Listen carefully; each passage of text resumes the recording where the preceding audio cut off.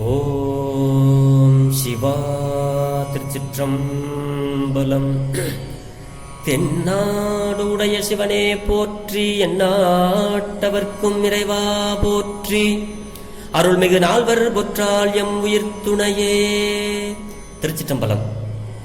பெரும்பற்ற புலியூரானை பேசாத நாளெல்லாம் பிறவா நாளே என்ற அருள்வாக்கை அருளிச் செய்த அருள் திருநாவுக்கரசு பெருமானார் பொன்னார் திருவடிகளை தலைமேற்கொண்டு வணங்கி அப்பெருமானார் அருளிச் செய்த பெரும்பற்ற புலியூரானை பேசாத நாளெல்லாம் பிறவா நாளே என்ற அருள்வாக்கை எடுத்துக்கொண்டு சிறியன் சிவபாலா தினம் ஒரு திருமுறை பாடல்களின் மூலம் சிவபெருமானாருடைய நாமமாகிய நமச்சிவாய சிவாய நம என்ற மந்திரத்தை நாவினால் நவின்றும் மனத்தால் நினைந்தும் சிந்தையில் தியானித்தும் சிவபெருமானாருடைய புகழை பேசியும் இந்த நாளை ஒரு நல்ல நாளாக மாற்றும் முயற்சியில் சிறியன் சிவபாலா தொடர்ந்து செயல்பட்டுக் கொண்டு வருகிறேன்.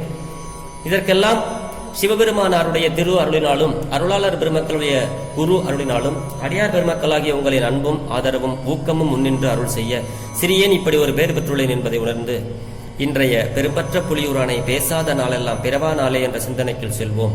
திருச்சிற்றம்பலம். அடியார் பெருமக்களே, சிவ அன்பர்களே, உங்கள் அனைவரது பொன்னார் திருவடிகளையும் வணங்கிக் கொண்டு இன்றைய பெரும்பற்ற புலியூரானை பேசாத நாளெல்லாம் பிறவா நாளே என்ற சிந்தனைக்குள் செல்வோம். அருள் திரு மணிவாசக பெருமான் திருவாய் மலர்ந்தருளிய 8ஆம் திருமுறை திருவாசகம். திருவாசகத்தில் 29வது திருப்பதிகம் அருள் 10 திருப்பெருந்துறையில் அருளியது. இந்த பாடல் அருளை வேண்டி பாடிய 10 பாடல்களை கொண்டது. அருட்பத்து. அருள் அன்றி வீடு பேறு கிட்டாது என்பதாம், கிடைக்காது என்பதாம். மகா மாய சுத்தி, மாயையில் இருந்து விலகி தூய்மை பெறுதல். மாயையாவது உலகம். எழு சீர் கழி நெடிலடி ஆசிரிய விருத்தம். முதல் பாடலை இப்பொழுது நாம் சிந்திப்போம். திருச்சிற்றம்பலம். சோதியே சுடரே சூழ்வொளி விளக்கே சுரி குழல் பனைமலை சுரி குழல் பனைமுலை மடந்தை பாதியே பரனே பால்கொள் வெண்ணீற்றாய் பங்கயத்து அயனும் மாலரியா நீதியே செல்வ திருப்பெரும் தூரையில் நிறைமலர் குருந்தம் மேபிய சீர் ஆதியே ஆடியேன் ஆதரித்து அழைத்தால் அதெந்துவே என்று அருளாயே, அது எந்துவே என்று அருளாயே.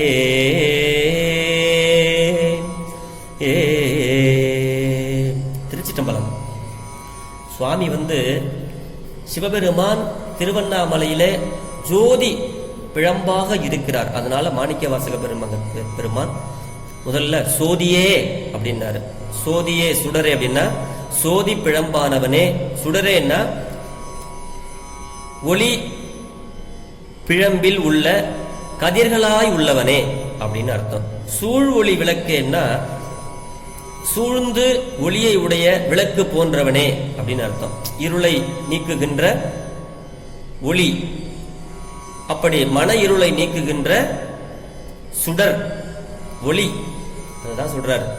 விளக்கு மனத்தில் உள்ள இருளை விளக்குகின்ற விளக்காக பெருமான் இருக்கிறார். அதான் சோதியே சுடரே சூழொளி விளக்கே அப்படிங்கிறாரு.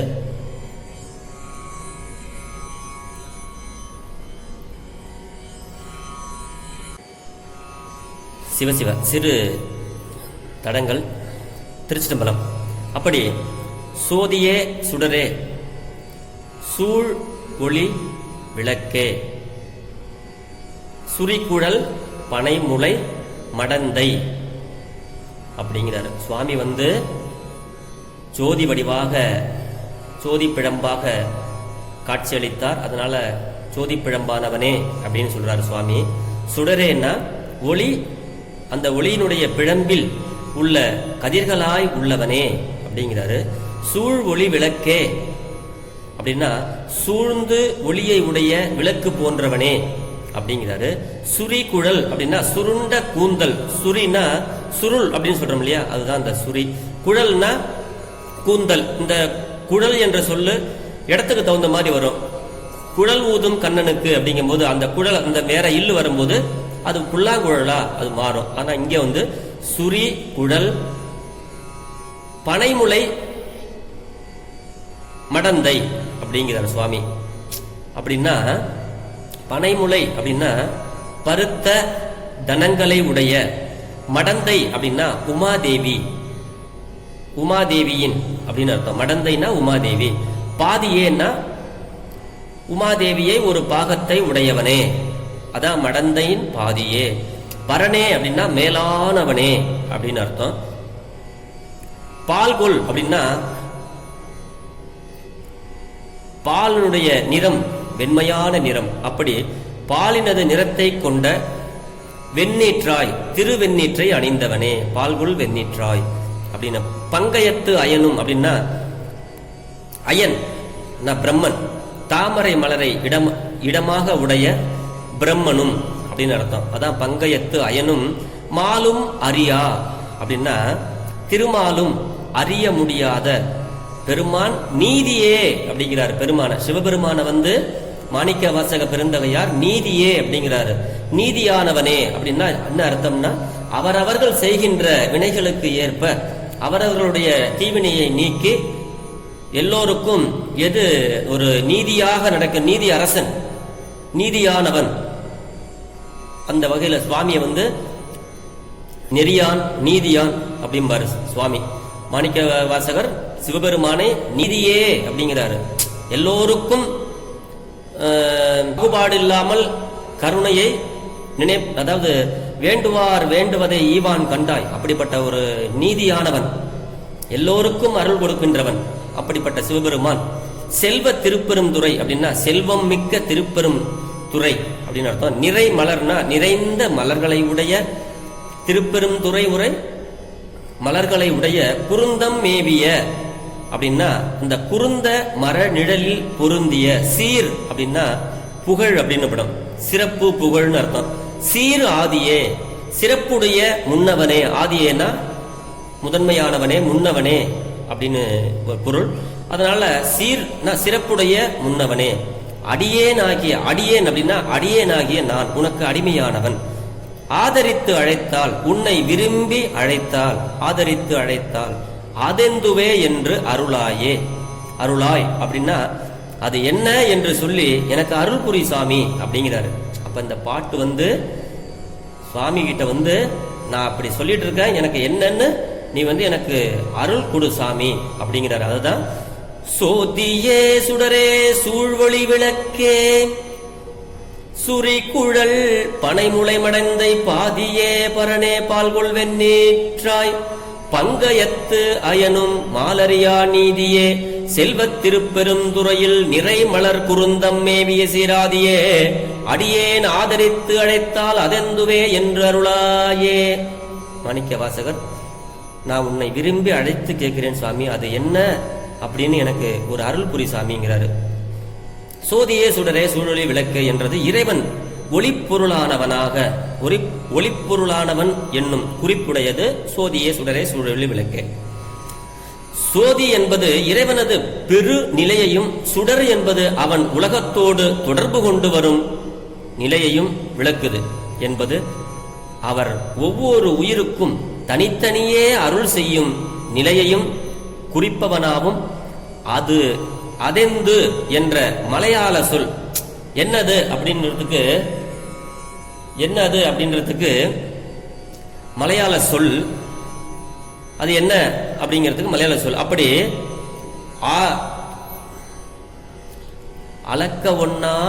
அளக்க ஒண்ணாதவன், அன்பு வலையில் படுபவன் என்க. இதனால் இறைவனை செருக்குடையவர் அறிய முடியாது என்பது கூறப்பட்டது. இந்த பாடலுடைய பொருள் இதுதான். சிவபெருமான் சோதி வடிவாகவும் சுடர் வடிவாகவும் ஒளிமயமானவர்.